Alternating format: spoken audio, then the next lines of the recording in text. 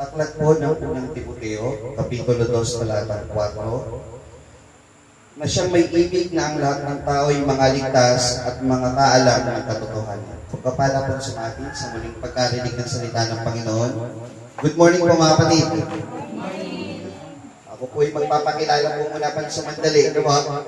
Dahil first time ko pong makapaglingkod po dito sa Puray.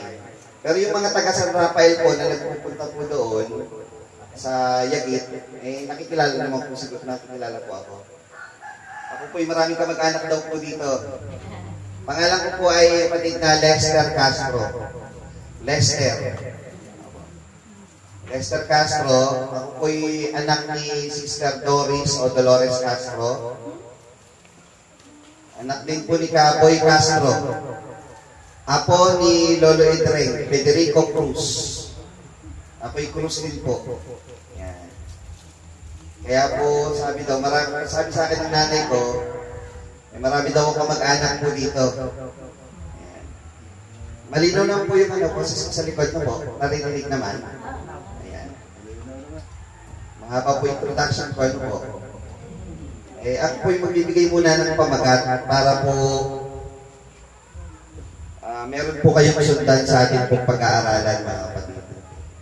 Ang pamagat po natin, ang dakilang kalooban ng Diyos sa tao. Yun na rin po yung tema natin. Ang dakilang kalooban ng Diyos sa tao. Yung sinasabing kalooban, pwede natin itong bigyan ng iba pang kahulugan, mga kapatid, o sa Tagalog. Ano yung salita? Nais. Gusto. Ano pa? Ibig. Yan. Meron pang iba, salita, plano.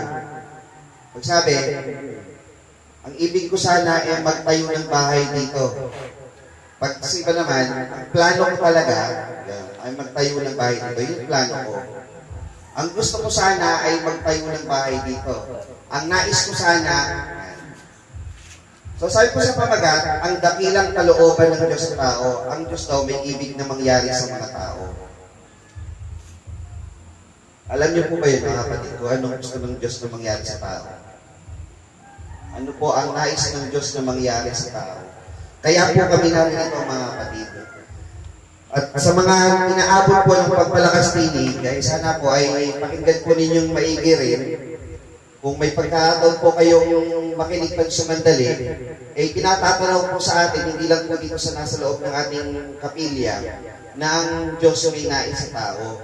At yun po yung ating pagsasama-samahan po sa ngayon.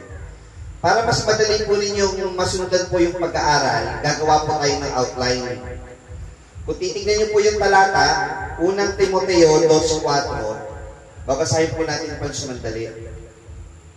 Na siyang may ibig, na ang lahat ng tao'y mga ligtas at mga kaalam ng katotohanan. Na siya, yun po yung number 1. Alam po natin kung sino yung siya. Pangalawa, may ibig na ang lahat ng tao'y mga ligtas. Ang ibig daw niya, nung sinabing siya, ang lahat ng tao ay mga ligtas. Alam niyo na yung ibig ng Diyos. Ano ibig ng Diyos? Na ang tao ay mga ligtas. Ano yung pangatlo? At mga kaalam ng katotohanan. Di tapos na po yung pag-aaral, mga kapatid. Tapos na po. Alam niyo na yung ibig ng Diyos, di ba? Ang ibig ng Diyos at ang lahat ng tao, mga ligtas at makaalam ng katotohanan. Tapos na po, mga kapatid. Pero hihimayin po natin. Bigyan natin siyempre ng tanong. Una, na siya. Pangalawa, na may ibig na lahat ng tao ay mga ligtas. At ang pangatlo, makaalam ng katotohanan. Simulan natin po doon sa na siya. Ang mga tao po sa buong mundo, sa buong sanglibutan, ay lagi pong may tanong, sino ba yung Diyos? Nagkakaroon po ng kaibahan. Bakit ang daming relihiyon?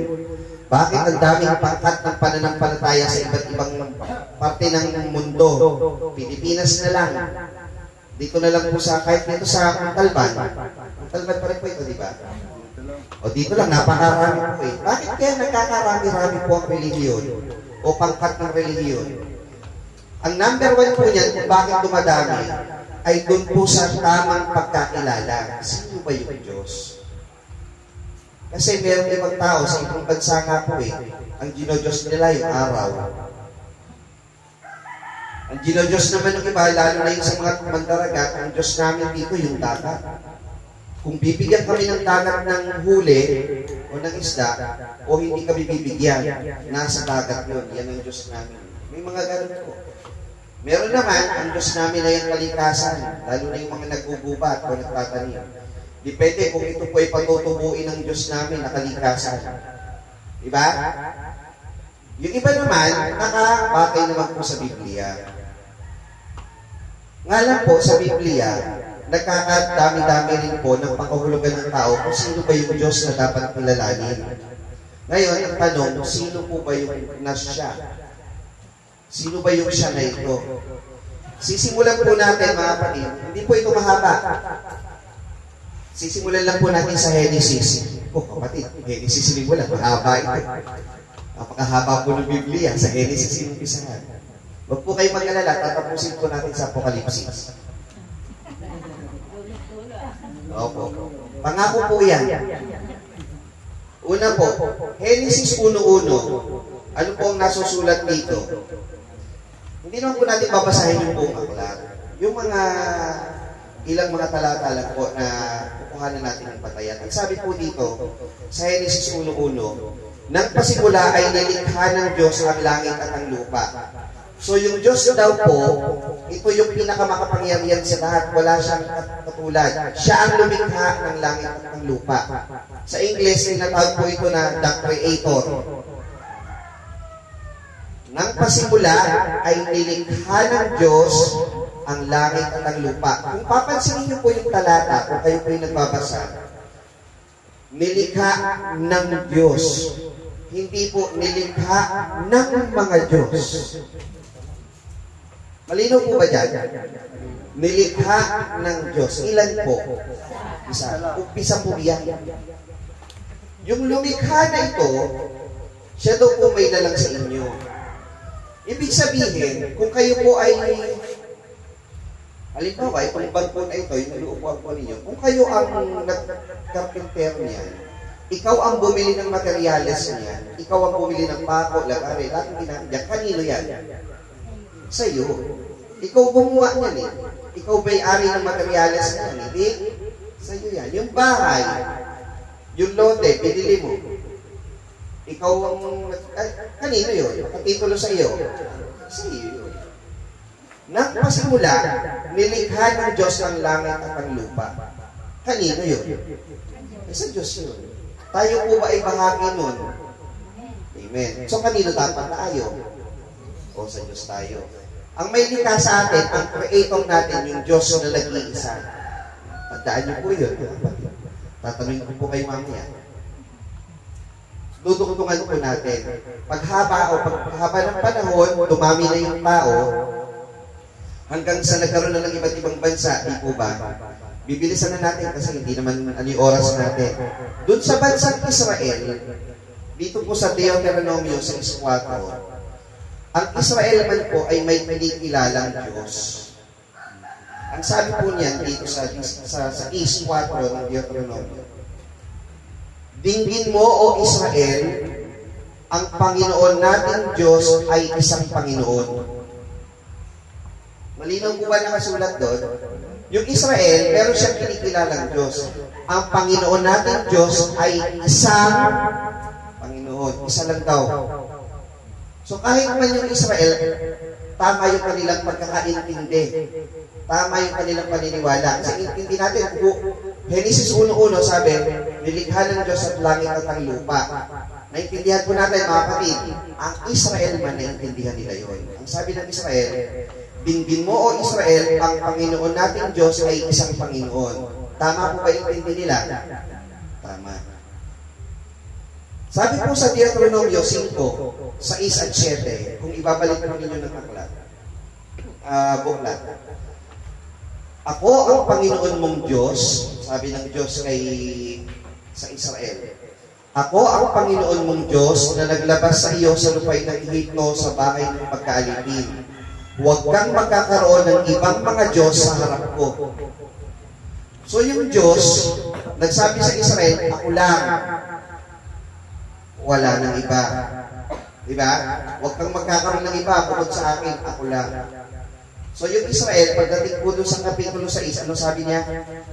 Ang Panginoon natin Diyos ay isang Panginoon. So tama po yung kanilang pagkakaintindi sa sabi ng Panginoon, huwag kang magkakaroon ng ibang Diyos. Pag dalawa na, may magagalit na Diyos nun. Isa nga lang daw eh. Isa lang ang lumalang.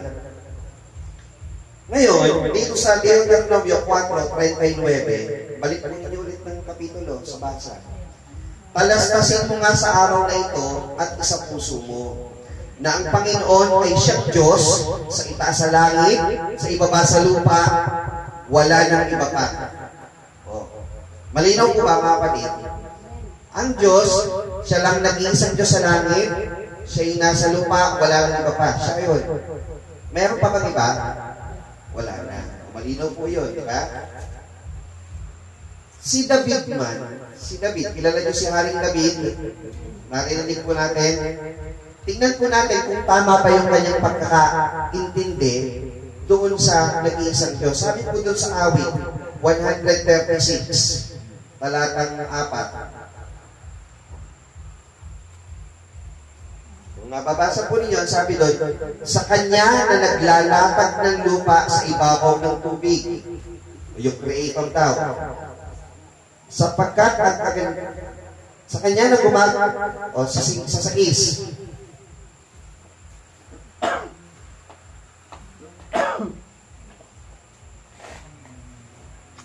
Sa 4 pala tayo sa 4. 136:4. Sa Kanya na gumagawang mag-isa ng mga dakilang kababalaghan sapagkat ang Kanyang kagandahang loob ay magpakailanman.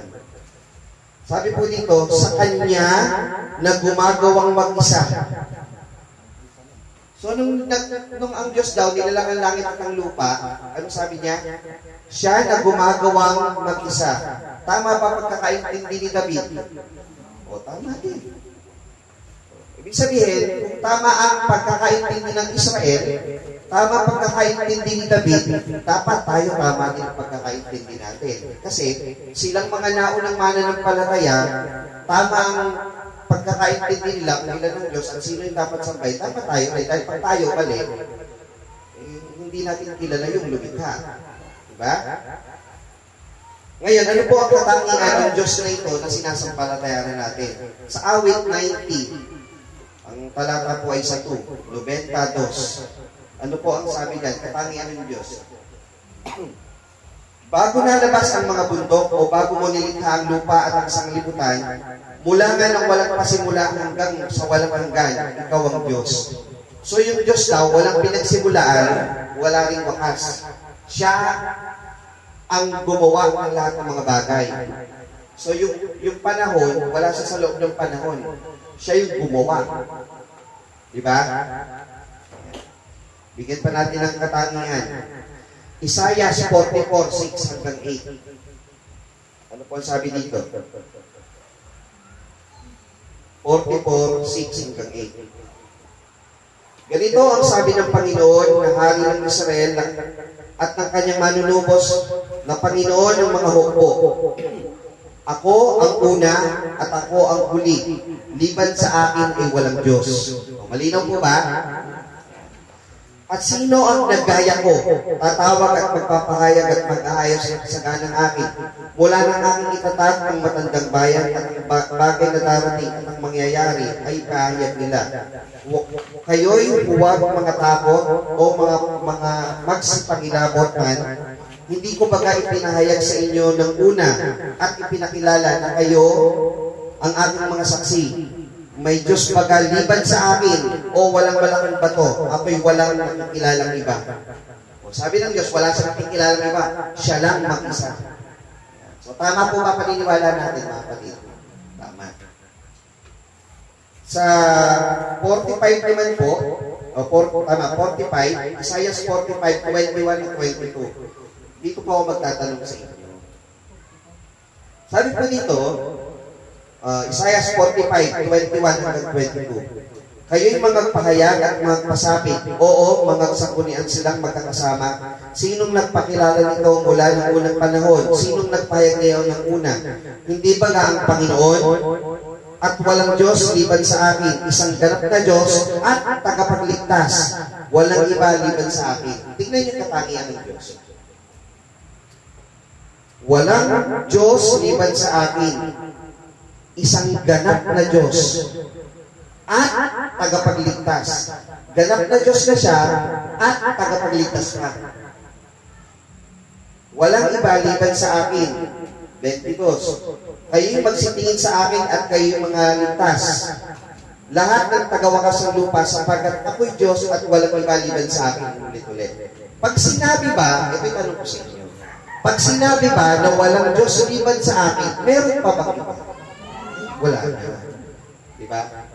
Parang kayo, pag sabi, ilan yung anak nyo? Alam mo, bilang nanay, ilan lang yung anak mo, di ba? Pag ang anak mo ay 8, 8 lang yan talaga. Hindi pwede maging siya, di pa ako nanganganak ulit eh. 8 lang talaga yan. Pag sinabi, wala nang iba, yan lang talaga yan, wala nang iba. Yan lang yun. Alam mo yun eh. Sabi ng Diyos, alam niya yun. Siya lang daw mag-isa, wala nang iba. Walang iba liban sa akin. Wala na siyang nakikilala ng iba pa. Malinaw po ba sabi ng Panginoon? O ngayon, bibigyan natin ng tanong, anong pangalan ng Diyos na ito? Na nagsabi, ako ang una, ako ang huli, ganap na Diyos at tagapagligtas. Hindi na po natin babasahin lahat po ng talata.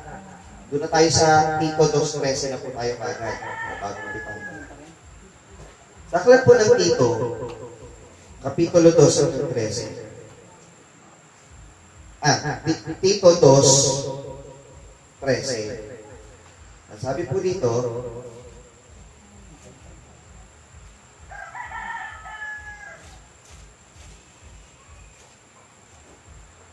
nahintayin iyong mapalad na pag-asa at pagpapakita ng kaluwalhatian ng ating dakilang Diyos at tagapagligtas na si Jesucristo. O malinaw po ba? Dakilang Diyos, sabi ng Diyos, walang iba liban sa akin eh. Pag yung Diyos na nasa lumang tipan at si Jesus ay sinabi ng iba pa dito, hindi dalawa na yun. Ang sabi ng dakilang Diyos at tagapagligtas na si Jesucristo. Siya yung dakilang Diyos, siya pa yung tagapagligtas. Wala na, iba pa. So, linawin natin doon sa binasa natin kanina sa unang Timoteo 2:4, balik po natin. Sa Tito, ay unang Timoteo 2:3 muna. Ito'y mabuti at nakalulugod sa paningin ng Diyos na ating tagapagligtas. So, sino daw yung Diyos na ating tagapagligtas? Ang Panginoong Jesucristo, na siyang may ibig na lahat ng tao'y mangaligtas. Malinaw po. Na siyang may ibig na ang lahat ng tao'y mangaligtas at makaalam ng katotohanan. So, nakuha na natin yung number 1. So, ang number 1 kasi natin, di ba, yung na siya. O, doon na tayo sa pangalawa. Nang lahat ng tao'y mangaligtas at ang pangatlo, makaalam ng katotohanan. Doon muna tayo sa number 3, okay lang po ba? Ay, minalimutan po ako, sabi ko pala, pangako. Tatapusin natin sa Apocalypse. No? Sabi doon, sa Tito 2:13, balikan po natin. Nahintayin niya ang mapalad na pag-asa at pagpapakita ng kalwalhatian ng ating dakilang Diyos at tagapagligtas na si Jesucristo. Sabi po ng mga ibang nagbabasa ng Biblia. Good morning po. Ang sabi ng nagbabasa ng iba, meron daw at dakilang Diyos at tagapagligtas na si Jesucristo. So, ilan daw? Dalawa. Yung at po na ito ay hindi at para maging dalawa. Yung katangian na dakilang Diyos at tagapagligtas, dalawang katangian ni Jesucristo. Parang ganito. Ikaw ay, sino po dito yung may anak na? So, kayo po ay ina at asawa. Tama po ba? O. Yung pagiging ina at pagiging asawa ay dalawang katangian mo. Ganun po yun. Halimbawa, ako ay anak ng nanay ko at kapatid ng mga kapatid ko. Yung at na yun, nag-iisa lang ako, pero dalawa yung katangian ko. Anak na ako ng magulang ko, kapatid pa ako ng mga kapatid ko. So dito, yung at dito, tumutukoy po doon sa dakilang Diyos at tagapagligtas, ang dalawang katangian tumutukoy sa Panginoong Jesucristo. Hindi po para dakilang Diyos isa at tagapagligtas dalawa. Hindi po ganun. Dakilang Diyos at tagapagligtas. Kasi po, ganito yun. Sabi, na hintayin iyong mapalad na pag-asa. Pag pinagdalawa mo, may tanong, sino sa dalawa inihintay mo? Mamimili ka ngayon. May iiwan yung isa. Huwag na natin pagkasala. No? Pag lumili ka, kumawa naman yung isa. Eh, isa lang po ang babalik eh. Tignan niyo po sa Apokalipsis, dun sa huling talata. O yan, Apokalipsis na tayo. Sino po yung inyong iniintay na paparito? Huling talata po ng Apokalipsis. Sa 20 po. Ang sumasaksi sa mga bagay na ito ay nagsasabi, "Oo, ako'y madaling pumaparito. Siya nawa, pumarito ka, Panginoong Jesus." So, sino po yung paparito na hinihintay nyo? Ang Panginoong Jesus. So, siya po yung hintayin nyo ang mapalad na pag-asa. Hinihintay natin yung pag-asa ng pagdating ng Panginoon. Ang Panginoon, dadating. So, tayo naman naghihintay. Tama po ba? Habang tayong naghihintay, dapat po tayo, ayon po sa ating batayan, nais ng Diyos, may malaman tayong katotohanan. So, doon na tayo sa number 2. Unang Timoteo 2:4, na siyang may ibig na ang lahat ng tao ay manghaligtas ang pakalam ng katotohanan. Ano yung mga katotohanan na gusto ng Diyos na malaman mo? Number 1 po, dapat mo malaman may Diyos na dapat kang sampalatayanan. Kasi, tayo ng mga kapatid alam yung mga pelikulang Pilipino, lalo na mga soap opera, lagi po yan, malalaman mo ang katotohanan, siya ang tunay mong ama. Diba? Lalo daw pagka, nanonood kita ng serye, diba? Pag yung hardinero daw, o kaya yung yaya mo, ay masyadong, mayayaman yung mga pelikula, diba? Pag yung yaya mo daw, mas mabait daw sa'yo, yun ang tunay mong ina. Malalaman.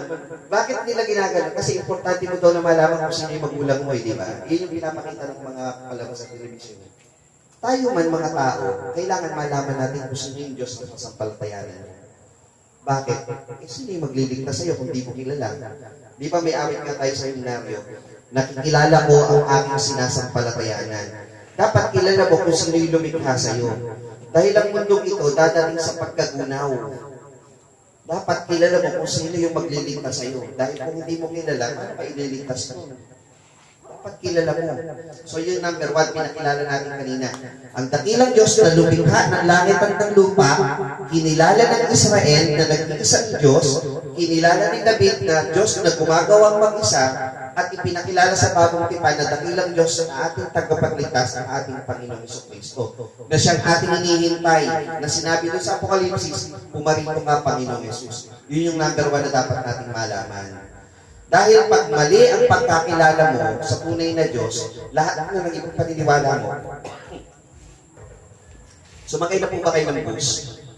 Gusto niyo pong marating yung pupuntahan niyo? Siyempre, titignan niyo yung signboard. Pag mali yung signboard, sasakay po ba kayo? O, pupunta ho kayo ng ano. At pag pupunta kayo rito, anong signboard ng bus kung sasakay nyo? Kung talpad. Eh, nakita nyo, Nueva Ecija. Sasakay kayo? Hindi kayo makakarating nun. Meron nga kami kapatiran nyo sa Malanday. Nasa EDSA yata, nabasa yung bus, Malanday. Bagal. Sinakyan. Yung pala, Malanday Valenzuela. Hindi Malanday Marikina. Parang iba na nakarating ko. So, importante po kasi, alam nyo yung inyong sasakyan. So, number 1 po, mga kailangan, kung gusto mong maligtas, alam mo yung titulo. Sino ba yung dapat mong Diyos na sampalatayanan? Eh, gusto mo palang makarating ng Cubao eh. Ba't sasakay ka ng Tarlac? Di, pag ganun, dito ako pupunta. Gusto mo kaligtasan, sabi, dakilang Diyos at tagapagligtas na si Jesucristo. Doon ka sa Panginoong Jesucristo. Tama po ba, mga kapatid? Yan. Pangalawang katotohanan, ang Diyos, ang ating Panginoong Jesucristo, ay meron pong itinayo. Meron siyang itinayong katawan. Sa aklat po ng Mateo 16:18, ang sabi po dito, at sinasabi ko naman sa iyo na ikaw ay Pedro, at sa ibabaw ng batong ito ay itatayo mo ang aking iglesia, at ang mga pintuan ng Hades ay hindi magsispa na iglaban sa kanya. Umpisa natin sa huli ng salita. Pag sabing pintuan ng Hades, pintuan ng kamatayan, yung ating, diretsuhin na natin, yung dulo, impyerno, hindi makakapanay sa iglesia. Ibig sabihin, pag napunta ka sa iglesia, yung iglesia kanyang itinayo, andun yung kaligtasan. Aking iglesia. Ito, malinaw? O, diretso na po natin kasi yung pag tinalangin natin yung buong iglesia, mahaba po ito eh. Doon na lang po tayo doon sa pangako na meron sa iglesia. Sa aklat po ng Efeso, talatang 5, 23, ang sabi po dito, sapagkat ang lalaki ay pangulo ng kanyang asawa, gaya naman ni Kristo na pangulo ng iglesia, na siya rin ang tagapagligtas ng katawan. So, pangalawang katotohanan na dapat mong malaman, may iglesia itinayo ang Panginoong Jesucristo. At ang iglesia na ito, na siyang katawan niya, yun daw yung kanyang ililigtas. Pag hindi mo nalaman kung sino yung iglesia na yun, anong iglesia yun, teka. Isa lang ang katawan ng Panginoong Jesucristo. So, yung ibang nagpapanggap na katawan dyan, hindi katawan yun. Diba? Isa lang daw eh. Hindi naman itatayo ko ang aking mga iglesia. Itatayo ko ang aking iglesia. Yun yung kanyang katawan. Isa lang daw ang katawang iniligtas ng iglesia. Ang tanong, nandoon po ba ako? Yan. Yun po yung tanong sa atin. Gaya nga ilustrasyon natin kanina, kung kayo yung sasakay ng bus, ang nakalagay doon sa kaligtasan na harap natin, iglesia, pagsakay mo doon, ang nakalagay ng bangin. Ang signboard ng bus, bangin. O, mga kapatid, sasakay kayo?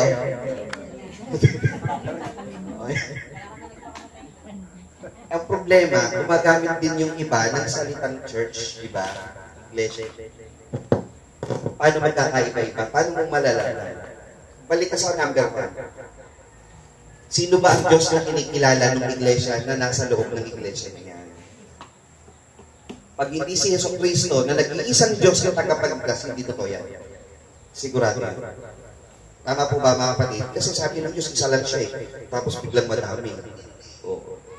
Isa lang. Pangalawa, yung Diyos na ito, na nagkatawang tao, ang Panginoong Jesucristo, mayroon siyang mga itinuro. Yun yung pangatlong katotohanan dapat malaman mo. Na si Jesucristo, kung siya'y nagkatawang tao, may itinuro. Ito yung kanyang mga itinuro. May mga turo at aral siyang ibinigay. Di ba po tayo na dodoktrinahan po dito ng mga naunang bago po ako dumating. May mga nagtuturo po dito, mga kapatid. Unang doktrina, mga kapatid, alam niyo, no? Upod dun sa Kadyosan at Iglesia, kagandahan asal. Yun siya, ang Panginoong Jesucristo, tingnan nyo, gano'n napakabuti ng Panginoong Jesucristo. Sinampal. Ano ginawa ng Panginoon? Ibinigay pa kabila, hindi umimik. Eh kung ang iyong paniniwala noon, yung ikot ng panahon bilang tao, ganito kasi ang tao eh. Sampalin ko nga Roland, sampalin din niya ako. Nasaktan ako, sampalin ko ulit siya. Saktan siya. Sampalin niya ulit ako. Ganun niyo matatapos. Hindi patatapos ba? Hindi patatapos yun. Hanggat may hanggat may lakas pa yan. Hindi tigil yan. Ano tinuturo ng Panginoon, tapusin mo yung ganung bagay. Pagka nasaktan ka, huwag ka nang magpatawad ka. Mga tinuturo ng Panginoon, mga turo at aral ng Panginoon pagpatawad. O di tapos agad. Maganda ba yung tinuturo ng Panginoon? Pero pag sinamahan mo, ang tinuturo pagganti sa kapwa, pagtatanim, hindi na yan. Ano pa yung mga tinuturo? Bukod doon sa mga doktrina, kagandang asal, pagiging magalang, respeto sa kapwa, pagtulong sa, diba? Yan, mga tapang tinuturo yan sa mga sa loob ng isang iglesia. Ngayon, bukod doon, meron din tinuturo ang Panginoon ng mga turo at aral na dapat din nating gampanan. Halimbawa, pagkakaloob. Paano po ba pagkakaloob natin, mga kapatid? Magbigay ang bawat isa ayon sa ipinasya ng kanyang puso. Ang Panginoong Kristo ba, nung siya ay nagkatawang tao, nagturo ba siya ng ikapo? Ibig sabihin, kung ang church na sinasamahan mo, nagtuturo ng ikapo, ay hindi ganun si Yesu Kristo, ha? Sabihin, hindi tunay yun. Kailangan ang ituturo ng Jesus Christ na nasa loob nyo, tunay na aral din. Dahil si Yesu Kristo, hindi magtuturong gantihan nyo yan. Diba? Sampalin mo rin. Ang tuturo ng Panginoon, kabutiang asal. Gayon din sa ibang mga bagay kung paano maglilingkod sa Panginoon.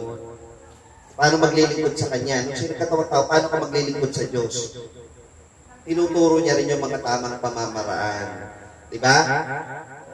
So dapat, alam mo yung mga turo at aral, yung katotohanan na gusto ng Panginoon. Ngayon, merong itinuturo ang Panginoon sa atin na katotohanan dapat nating malaman. Tayo, dito sa mundo, ang tinuturo ng Panginoon na dapat nating malaman ay yung nandun po sa Isaias 59:2. Tingnan niyo po ito, mga kapatid. Nakaraniwan ay hindi natin alam. Yung mangarap po natin, bakit natin tinuturuan? Para matuto. Diba? Para malaman niya. Ngayon, mayroon po tayong sasabihin, ano po ba ang kalalagayan nating tao? Na gustong malaman, na gusto ng Diyos na ipaalam sa atin. 59:2 ng Isaias. Ano po sabi nito? Kundi pinapaghiwalay ng inyong mga kasamaan kayo at ang inyong Diyos at ang inyong mga kasalanan ay siyang nagpakubli ng kanyang mukha sa inyo upang siya huwag makinig. Sinasabi, o tinuturo sa atin, ang katotohanan, tayong lahat makasalanan. Tama po ba, mga kapatid? Ayaw makasalanan.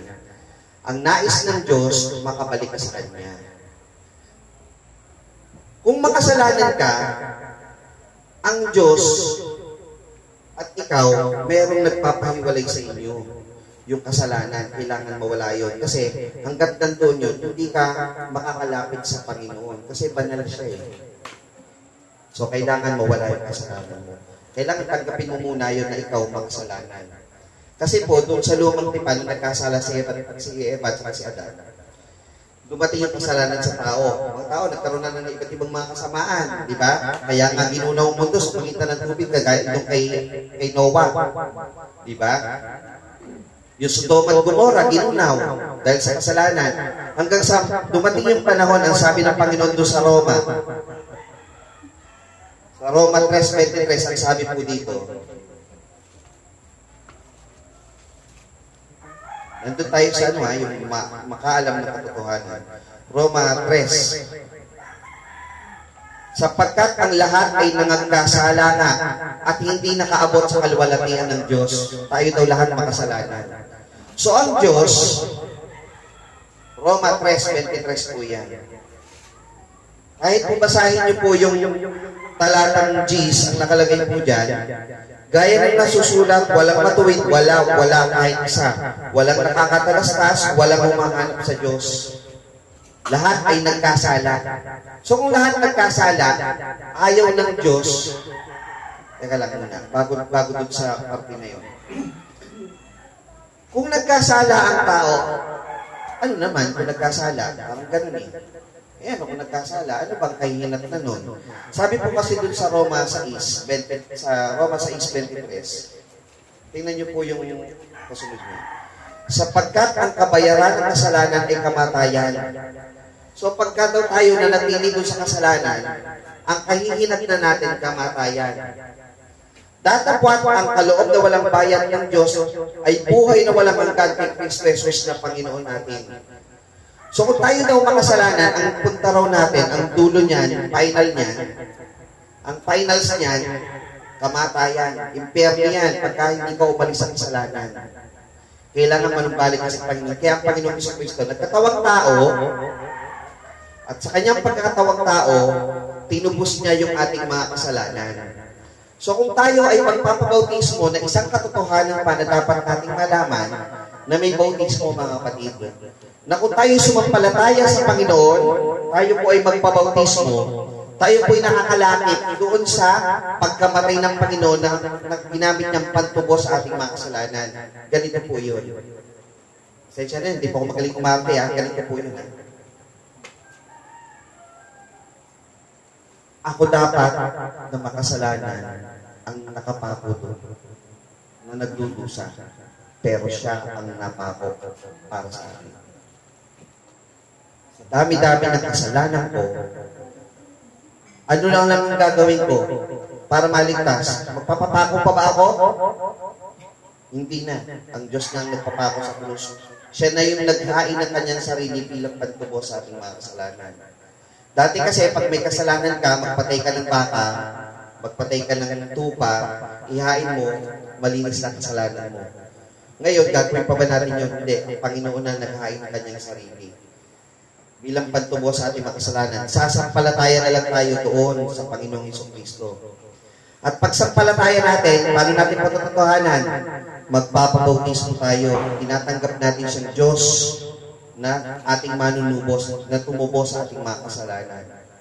At tayo makakapamuhay sa panibagong buhay na nakatingin na sa ating Diyos. Yun yung pangatlo, mga kapatid. Na siyang may ibig, na ang lahat ng tao ay mga ligtas. Pangatlo, makaalam ng katotohanan na tayo makasalanan. Tingnan po natin yung istorya sa Juan 1:1. Mga kapatid, patutunayan po natin. Na nagpasimula siya ang berbo, at ang berbo ay sumasa Diyos at ang berbo ay Diyos. Yung berbo po, salita. Di ba ang Panginoon, sabi niya nung simula, nilalang ng Diyos ang langit at ang lupa, magkaroon ng liwanag. Di ba salita lang siya nun? Kaya yung salita, nagpasimula siya ang salita, at ang salita ay sumasa Diyos at ang salita ay Diyos. Sabi po dun sa 14, at nagkatawang tao ang berbo. O, di malinaw ba mga kapatid? Yung lumalang, creator, nagkatawang tao. Pero basahin natin ang dire-diretso bago mapunta po dun sa verse 14. Verse 2, ito rin ang pasimulay sumasa Diyos. Ang lahat ng mga bagay ay ginawa sa pamagitan niya.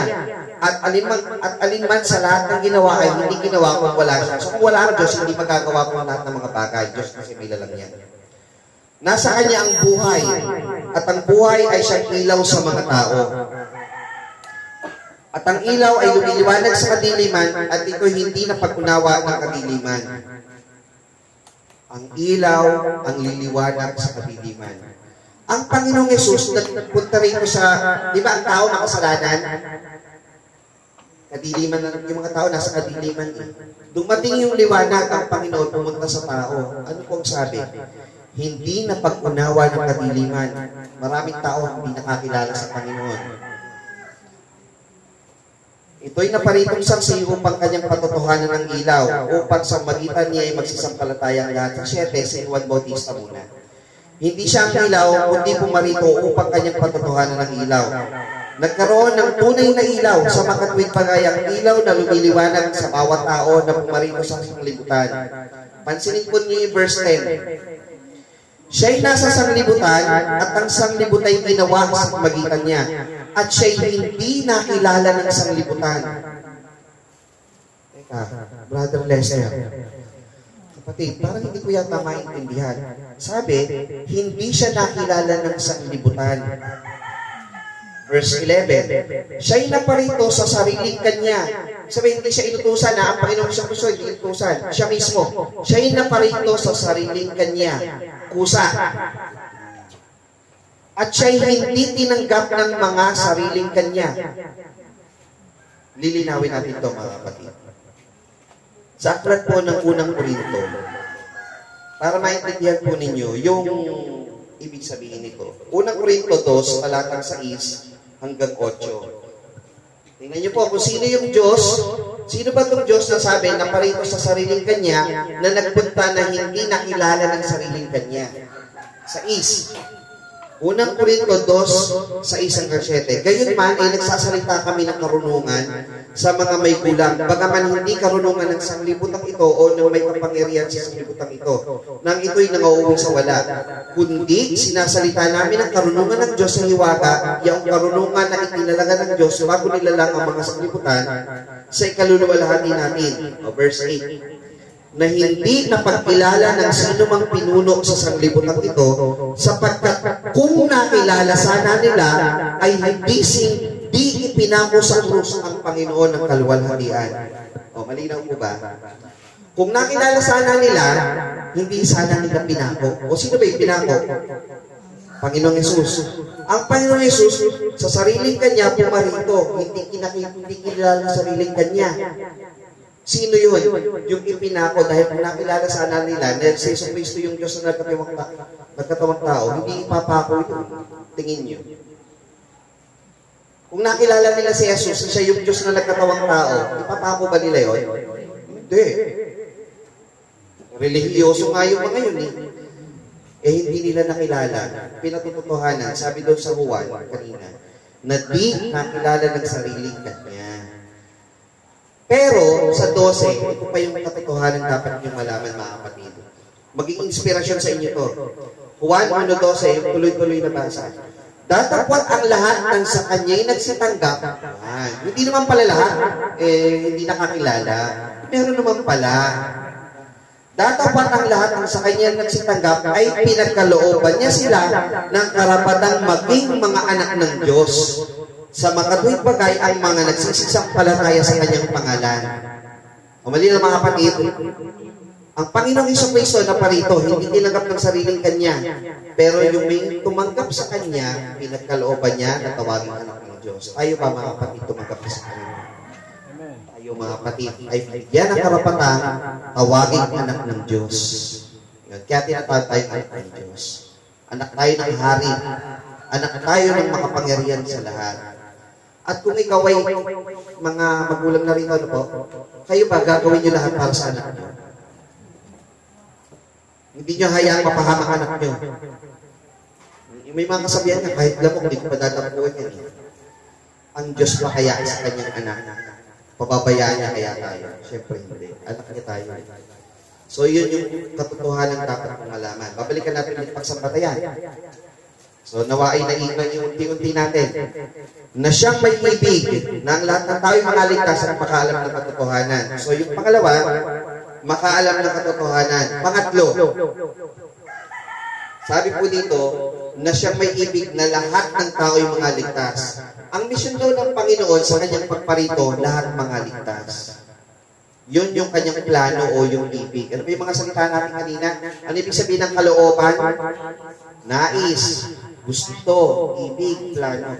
Ang plano ng Diyos, ang gusto niya sa'yo, ang nais niya sa'yo, o ang dakilang kalooban ng Diyos para sa lahat ng tao maligtas. Ayaw niya tayo mapahamak.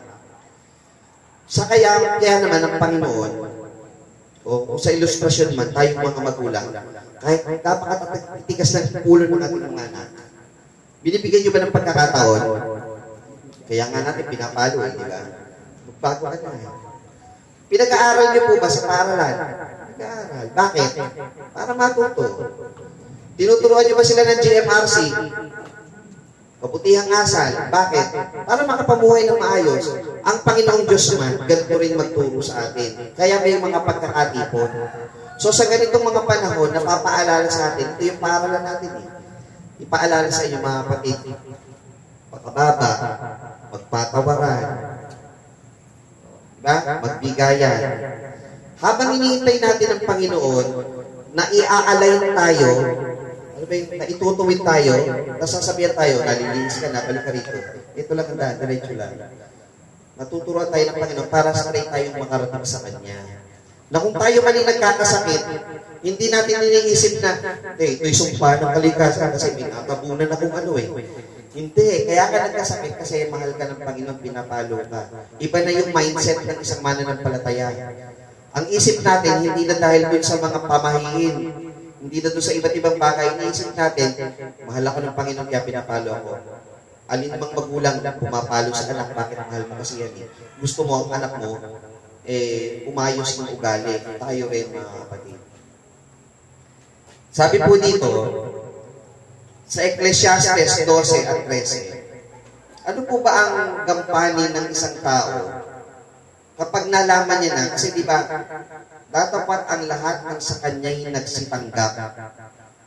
So pag ikaw ay tumanggap sa Panginoon, meron kang malalaman na tungkulin. O malalaman dapat mong gampanin. Ano po yun?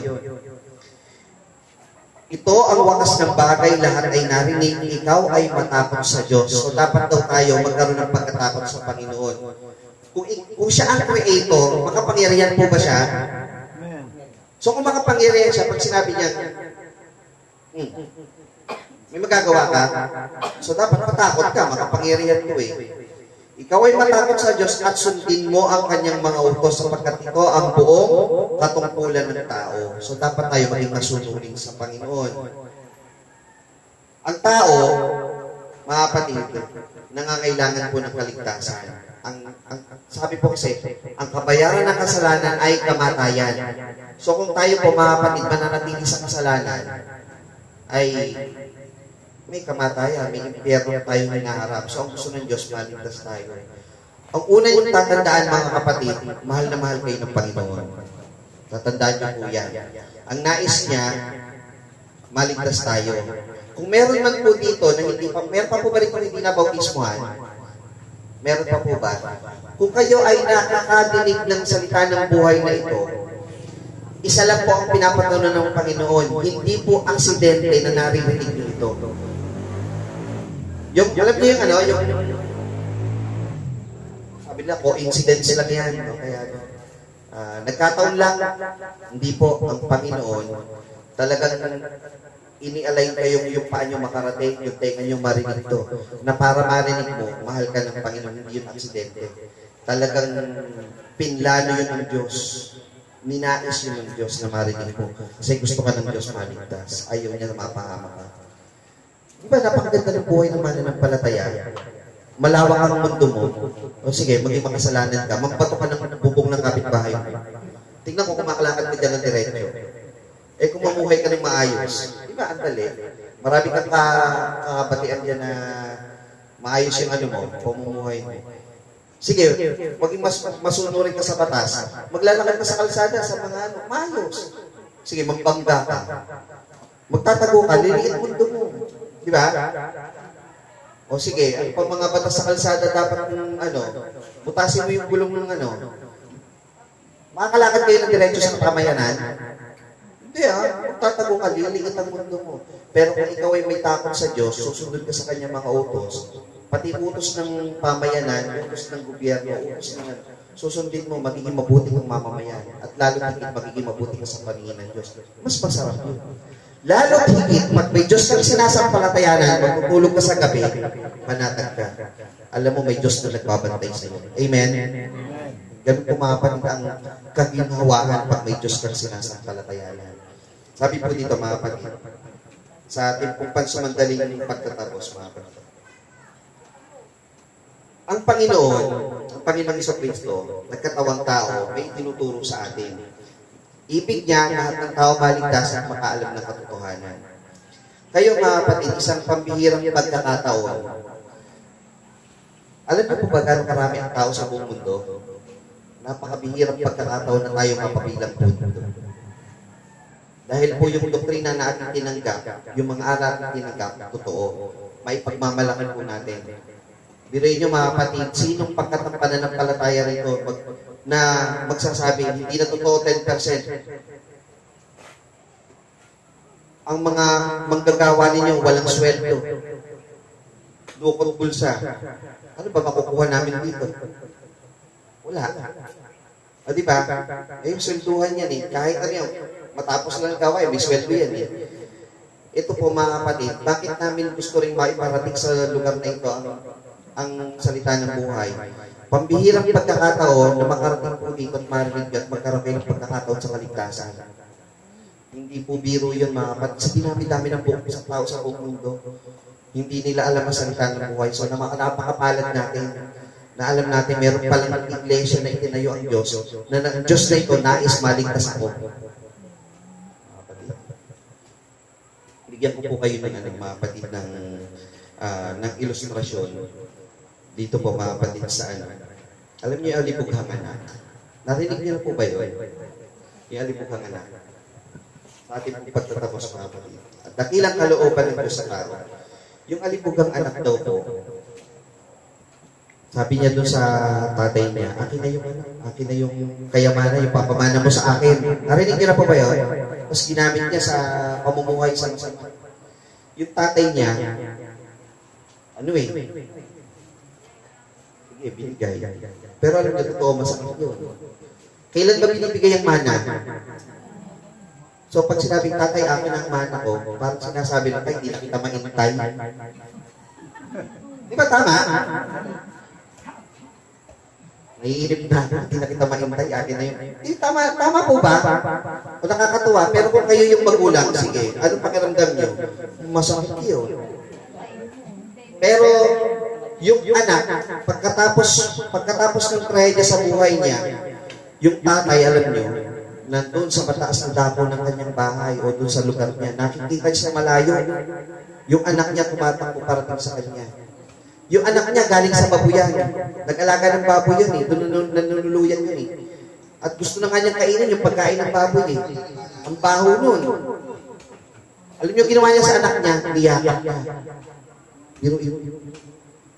Niyakap niya. Magsasalita pa lang yung anak niya, hindi pa natapos yung sinasabi niyakap niya. Kahit gano'ng karuming, kabaho yung anak niya, kahit gano'ng kasasakit na masalita ang sinabi ng anak niya, niyakap niya. Gano'n niya kamahal yung anak niya. Tayo man mga kapatid, gano'ng kalaki ang kasalanan man natin. Hindi ko po kayo kilala lahat. Hindi ko po alam ang background niyo sa buhay o ang pinanggalingan po ninyo. Pero isa ang titiyakin ko sa inyo, kahit gano'n tayo kasama, mahal tayo ng Panginoon. At ang gusto ng Panginoon, maligtas tayo. Yan ang dakilang kalooban ng Diyos sa bawat sa atin. Lahat ng tao, maligtas, makaalam ng katotohanan. So ang offer ng Panginoon, tinatanggap po ba ang kanyang kalooban? Sumasampalataya po ba kayo mga kapatid? Huwag niyong palalampasin ang pagkakataon. Ang Diyos ay may kalooban na dakila. Ano po yun? Malaman mo katotohanan, mahal ka niya, makasalanan ka, makapagbago ka, makabalik sa kanya. At ikaw, pagdating sa dulo, maligtas at makasama niya sa paris. Malinaw po ba mga kapatid? Babasahin po natin muli ang ating pagsambatayan sa pagkatapos. Sa aklat po ng unang Timoteo, Kapitulo 2, talatang 4, na siyang may ibig ng lahat ng tao yung mga ligtas at mga kaalam ng katotohanan. Pagpapala po ang sumatin sa muling pagkarinig ng salita ng Panginoon. Magandang umaga po sa inyong lahat.